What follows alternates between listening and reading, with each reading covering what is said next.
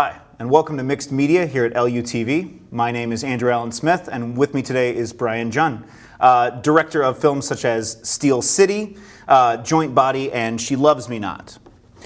Jun also won the Sundance Channel Emerging Director Award in 2006 at the St. Louis International Film Festival for his first feature film, Steel City. The film also received a nomination for the Grand Prize Jury Award at the Sundance Film Festival in 2006. Welcome, Brian. Thank you for having me. Yeah, thank you for coming.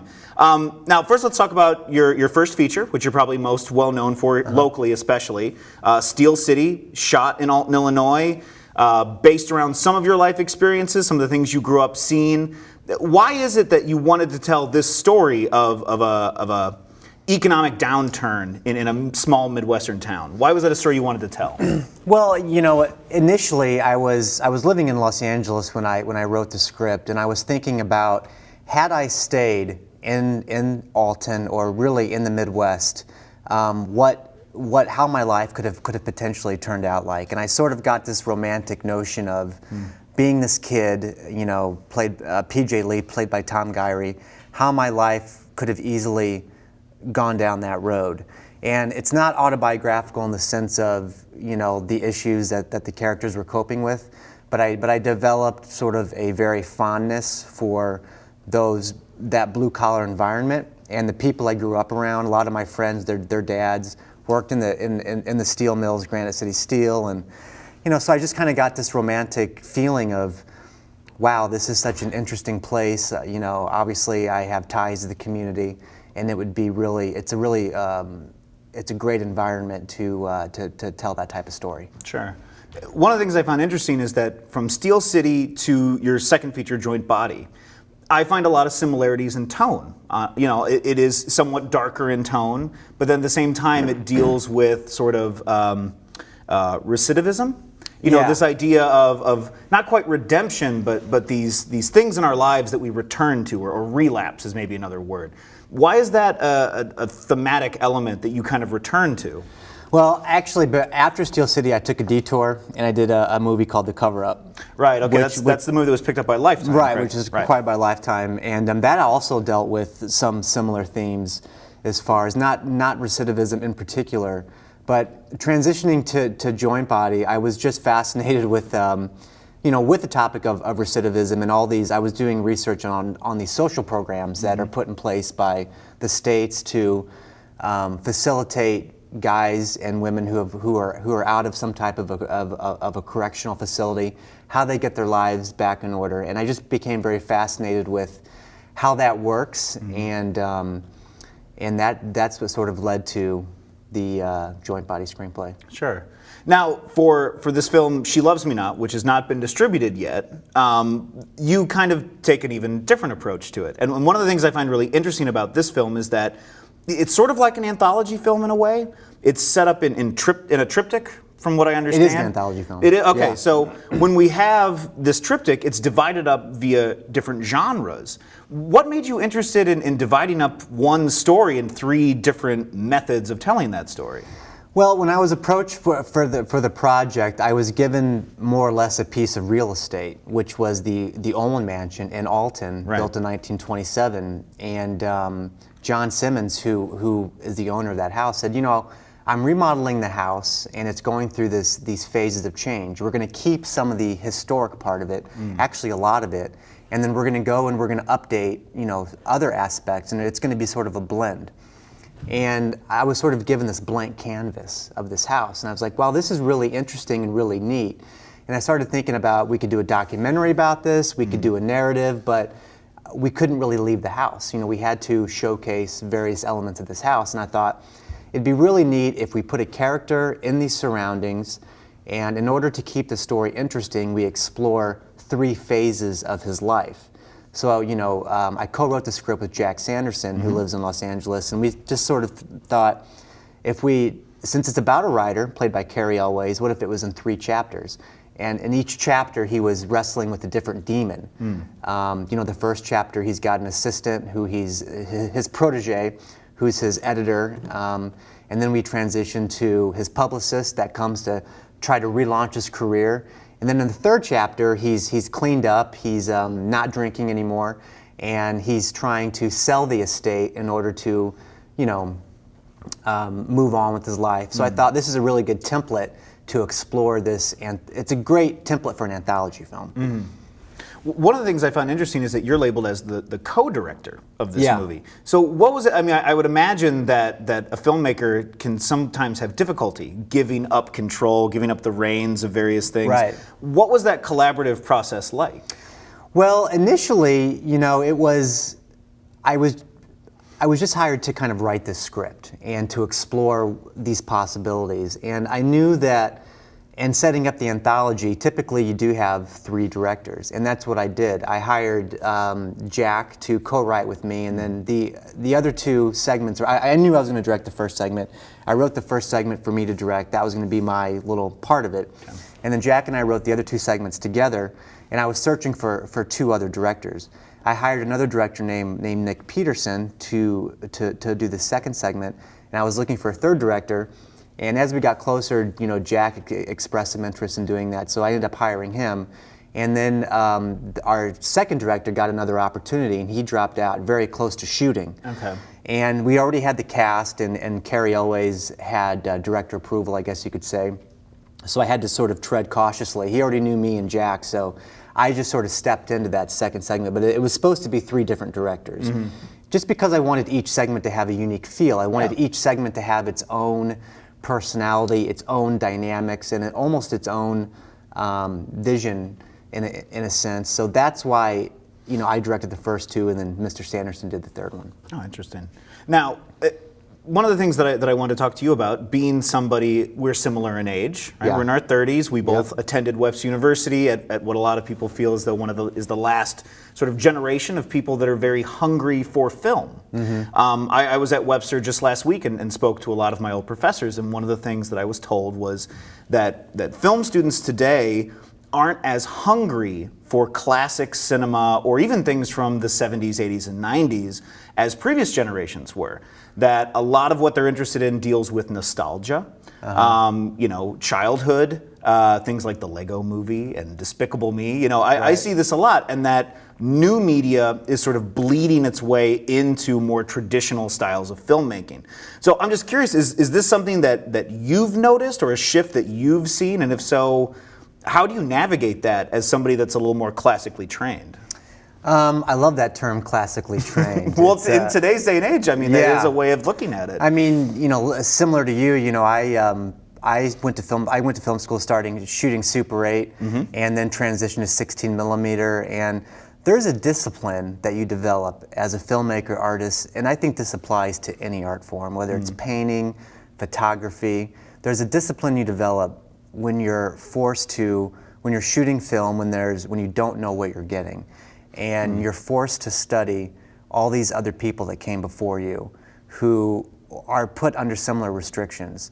And I think that discipline and that classic sense of learning a craft has unfortunately begun to evaporate as all this new media, the internet obviously in the past 10 years has changed a lot of that, YouTube, in the sense that our media, the stuff that we make and we distribute, has become like fast food. It's faster to shoot it. Everything is digital these days. It's faster to edit. And it's just, you get all this product. You get all this new stuff constantly being made. And I think that young filmmakers have a sense that they want to keep up. They see their friends post a video on YouTube that gets all these hits, and they want to sort of be in that fast food. They want their stuff to be seen right now. I got to do this right now. And going back to studying cinema from the 60s and 70s and even foreign films, it's just the art of storytelling is slowly being replaced by the art of visual stimulation, of in-your-face, fast-cutting. Film students are learning more about special effects and After Effects and Adobe and all this stuff instead of, I got to sit down, I got to write a scene, I got to figure out, I got to go buy my film stock, I got to structure the story. And I think that's why that's happening. And we're getting this influx, and everything is being so saturated by all this stuff, and I don't think it's necessarily a bad thing, but it certainly affects guys like you and I who did come from that different school of thought. I think it's an entirely different way of thinking. Right. And you know, I just stay true to myself. It's something that I find interesting is that you know, and we sound like old fogies almost talking about this, but you know, the digital revolution has shifted our attention spans, and I think your discussion of visual media and visual stimuli being important is a really good example. For example, one of my former professors at Webster took her class to see Inside Llewyn Davis, the new Coen Brothers movie, and she told me that if we had brought your age group, they would have been just so in love with the idea that we were seeing a Coen Brothers movie in a theater, but that the general reaction from her class was, it was boring, nothing really happened, I don't like the main character. And so there seems to be kind of what you were talking about, this need for relating to it, or this need for it to speak to you. Because if they open up their computer, there's a million voices that are all directly speaking right to them. So you know, I find it interesting in terms of how audiences have changed. Now, one of the major shifts that we're seeing in film exhibition is the switch from film to digital. And obviously that's been going on for years in the actual shooting end of things. But what are your thoughts on that? Are we sort of obsessed with the nostalgia of film as a format, or do you think that that's sort of inherently part of film history, the fact that it's on this physical, and I like the point you brought up earlier about how not being able to see what's processed until it's done being edited. So do you see that as part of the issue as well? You know, are movie houses diminishing because of this? Well, yes, the short answer. I mean, I don't think the fact that we've transitioned from film to digital is where the problem is, or I don't think that's a negative thing. I think that you know, with all this, with the advent of the internet and the streaming and all the different platforms that a film can be seen, you know, via Netflix, Amazon, it's kind of creating a watering down effect to where films these days are doing what they do, what's called a day and date, to where they're doing some theatrical releases in niche markets, and they're also releasing on demand, to where they catch the audience, you know, people that still go to the cinema to see movies, and then they catch the people at home who don't like to go to the cinema. And you know, my parents, for instance, and people who are a little older than us used to go to the theater a lot on a Friday night. It used to be the thing to do.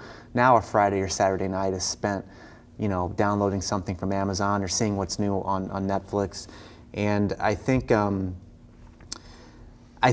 overall, you know, movie houses are definitely being hurt by this, and especially the transition from the old 35 millimeter prints to digital that are exhibiting DCP. That's an added cost. Well, when the revenue's going down from people physically going to the theater, then they have to upgrade all their exhibition equipment. There's a problem, and you know, the big boys, the big movies are going to continue to do well in the multiplexes, and the independent films are going to continue. That gap is going to continue to widen, and there's going to be a huge blank space. Right. And we don't know what's going to happen with that blank space. Yeah, that's actually an excellent place for us to stop right now. We're going to take a break, and we'll be back with Brian after this.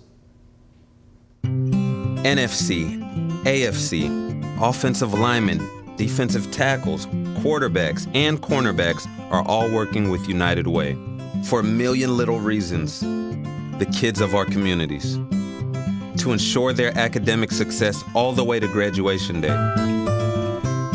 You see, it takes about 12 years to create a graduate, but it takes the same time to create a dropout.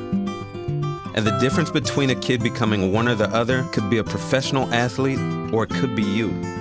Studies showed the earlier we get to kids, the better their chances. So become a United Way volunteer reader, tutor, or mentor, and make a difference in the life of a child, for the life of that child. Give. Advocate. Volunteer. Live United. Join your favorite NFL players. Take the pledge. Go to unitedway.org.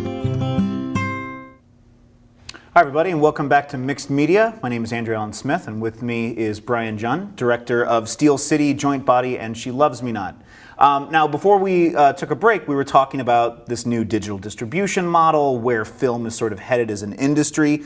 I'm curious, you are involved in a Kickstarter campaign right now. Yes. Could you tell us a little bit about that, and then we'll show the clip from your site regarding it. Right. Well, we were just talking about things going to the internet and this transition, and now I'm on this platform. Yeah, adapt or die. Yeah, exactly. Yeah. And if you're not Facebook savvy and you're not internet savvy, you better learn quick. And years ago I would have never thought of a Kickstarter, so I put this project on Kickstarter in the buck to because I was interested. I was fascinated, and I thought it was the appropriate time to do it. So. All right, now we're going to take a minute to watch Brian's trailer for his Kickstarter campaign. We'll be back afterwards.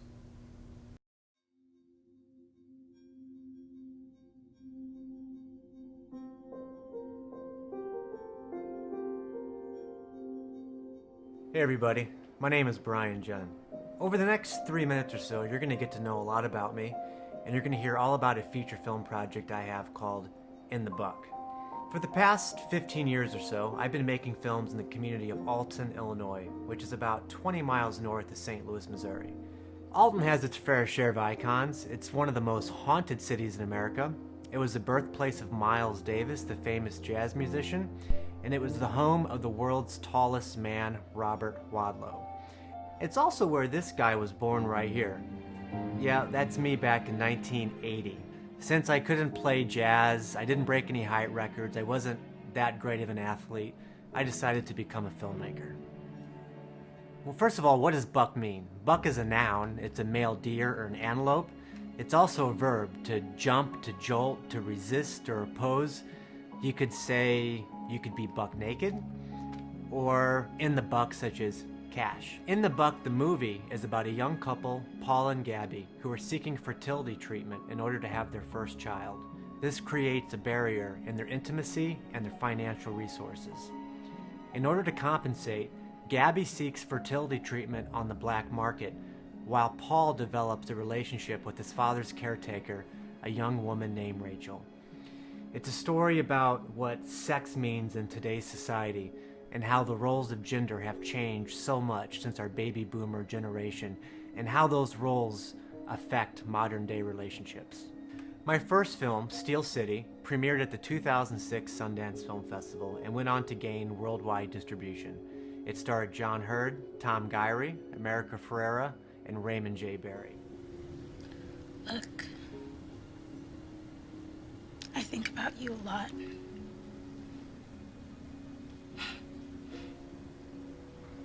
And I just really hope that sometimes you think about me too. I then went on to do a film called The Cover-Up, which was acquired by Lifetime Movie Network. In 2010, I shot the feature film Joint Body, starring Mark Pellegrino and Alicia Witt. Most recently, a film called She Loves Me Not, starring Carrie Elways, Joy Lauren Adams, and Lisa Edelstein. Hi. You may know him as Rex Stevens. Oh, the River Gambler. I read that. Is that you? Mm-hmm. Don't tell anybody, though.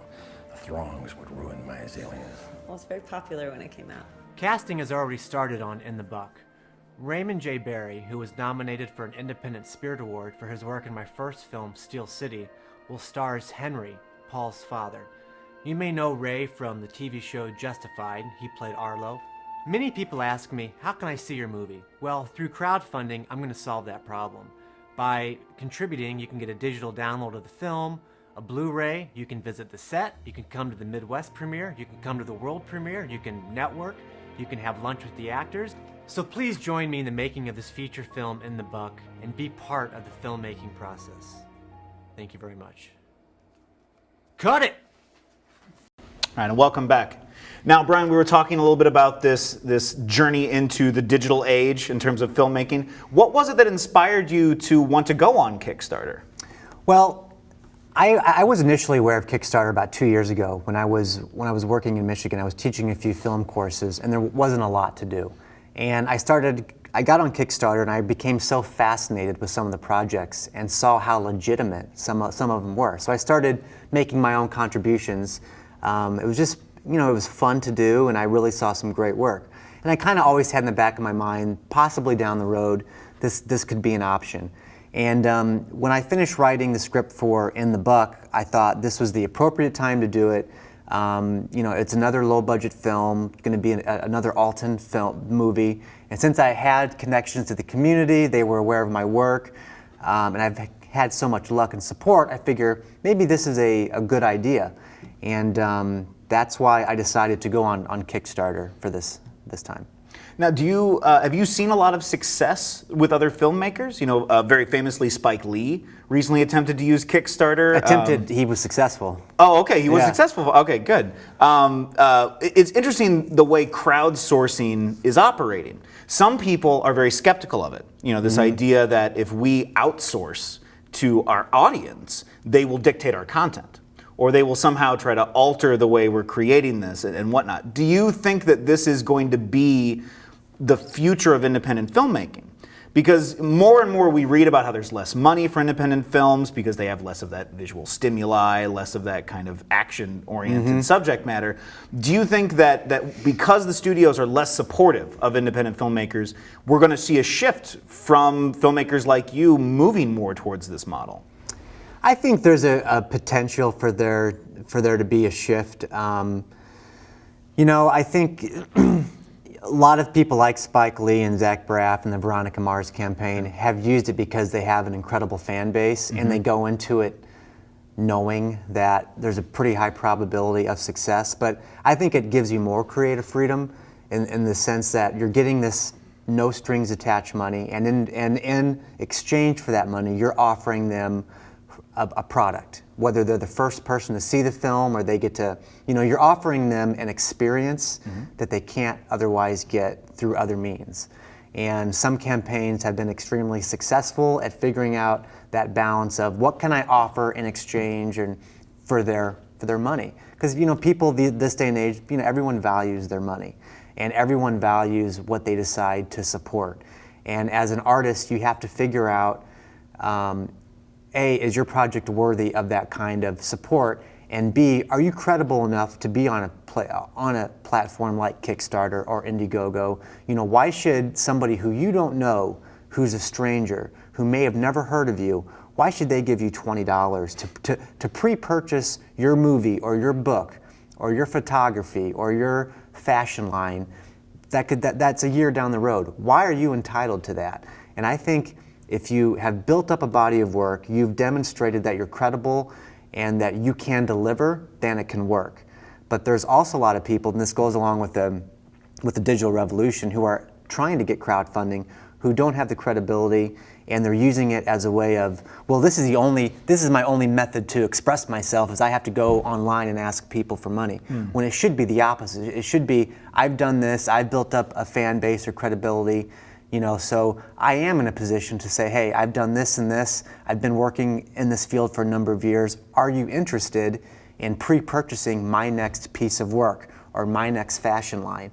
And in that sense, it can be very effective. Now, guys like Spike Lee, obviously, he's a legend. He can use it to his advantage very effectively and very quickly because he has that. Now, there's guys like me who no one's, I'm not a household name. No one's, I've made a couple films that have done marginally well. My problem is getting people aware that I am on Kickstarter, that I do have a track record, and if you're interested, this is how you can make a contribution. Because I know, no matter how this campaign ends, after the fact, people will come to me and say, man, I really love your work. Had I known you had a campaign, I would have contributed. So my goal is I've got 27 days left. I need to build that awareness because I do have the credibility and I will make the film. And there has been Kickstarter campaigns that have raised all their money and done wildly successful that have failed to follow through. And that's where the crowdfunding thing falls apart. Right. Well, and what's interesting is there are entire threads on Reddit and various sites about failed Kickstarter, successful/failed Kickstarter campaigns. They've earned $100,000 and that $100,000 went to somebody that had no idea what they were doing. Misspent all of the money, they were out of their resources before filming even began or halfway through filming. So I think you make an interesting point about, in sort of a buyer beware. that concepts and ideas are great, but I like what you have to say about being able to reinforce that with my experience, with my and one of the things about your Kickstarter trailer, I don't know what they call them on there, but what's interesting is that it's the least begging of a Kickstarter video that I've seen, because really you're presenting your case, you present the thematic elements of the story, why you want to make it, and you make a very effective case. I agree. I have seen people on Kickstarter though that will use public domain images from Shutterstock and try to explain what the sequence will look like. But there isn't really a background in that. So it's interesting the way crowdfunding, and we'll see when the Veronica Mars movie comes out, when your film comes out, we'll see how that influence really affects the content that we eventually receive. I'm sure that there are a lot of people out there from an older school of thought with film that are just wringing their hands, thinking how terrible it is that you almost have to be your own A&R person. You almost have to promote yourself. But in a way, I think you could argue it's your vision, it's your story. I think that having ownership over it actually could be positive for filmmakers. All right, Absolutely. now, in that vein, would you consider it, and I know this is a very arbitrary question because who knows the various factors and whatnot, would you say it is easier or harder now to break into the filmmaking industry? Not just as a director, but to be, a cinematographer, or to be any sort of, is it easier now because of the access we have, or is it almost more difficult? Well, that's an interesting question. I think it's easier to find. There's so much content getting made with the technology. I think it's easier to figure out a way to find your niche, to find what you're good at, because there are the opportunities. There's a lot of people making movies. There's a lot of people doing web series. So if you just want to get on one of those and figure out what you like, maybe you like, you like to be an operator, or you like sound, or it's easier to find your niche. As far as breaking in the overall scheme of things and making it a career, I think it's much more difficult.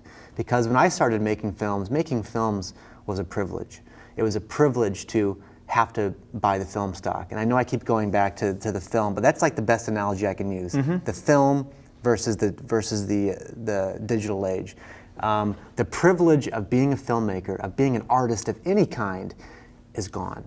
And it's unfortunate, but it's, there's so much content that it's completely watering down the good stuff. And I'm not, here to say that, if somebody who's in film school wants to be a filmmaker, they're not entitled to become a filmmaker, because they are. Everyone is entitled to do exactly what they want to do, provided they put in the proper time and they respect the process. And I think a lot of younger people that are coming in this digital generation, they don't respect the process. They don't respect the work. Getting back to studying films in the 60s and 70s, and so there's been that complete breakdown of the discipline of what it means to be an artist, and to ask people for money on the internet to do your art. I mean, if this was my first feature film, I probably wouldn't be on the internet asking for money. Sure. I would figure out a way to do it, because I wouldn't feel entitled to do that. I feel as if I've earned the right to go on Kickstarter and say, hey, I've done this. Are you interested in being a part of this next project? Right. Now, I think one of the last things I'd like to ask you, and this is for the students that are watching, if you could give any advice that you wish you had starting out in this, what would be that piece of advice that you would give to somebody that wants to be a director, a filmmaker, a writer?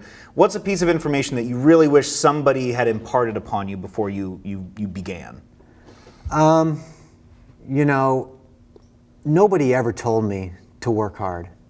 I just had to learn that. Okay. And I know that's a cliche thing, but I've, in my career and even in my personal life, my lack of professional, guidance, I guess you could say, I've never really had someone I could go to. I've had to learn everything the hard way.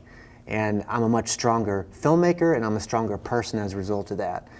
But my piece of advice would be that it's a career. It's not a flash in the pan thing. If you feel as if you're going to try this for a few years and you get frustrated and that's going to bring you down, then you should find something else to do.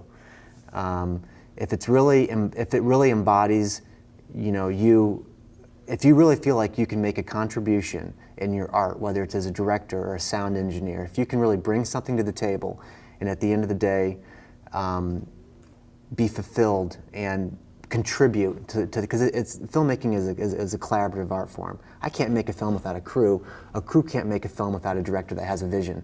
If you can't make if you can't make a sincere contribution and almost be altruistic in a sense, then I suggest you have to find something else to do. Yeah, excellent piece of advice. I agree very much. Brian, thank you very much for coming on Mixed Media today. Appreciate it. This has been Mixed Media. My name is Andrew Allen Smith. With me today was Brian Jun. And if you'd like to check out his Kickstarter campaign, what is the address for that? It's kickstarter.com/inthebuck, or just search In the Buck, B-U-C-K. All right, great. And also, one of his films, Joint Body, is available on Netflix Watch Instant, and I would imagine your other films are available, Amazon, and all the various places we discussed. Yes. Thank you very much, Brian. This has been Mixed Media, and thank you very much.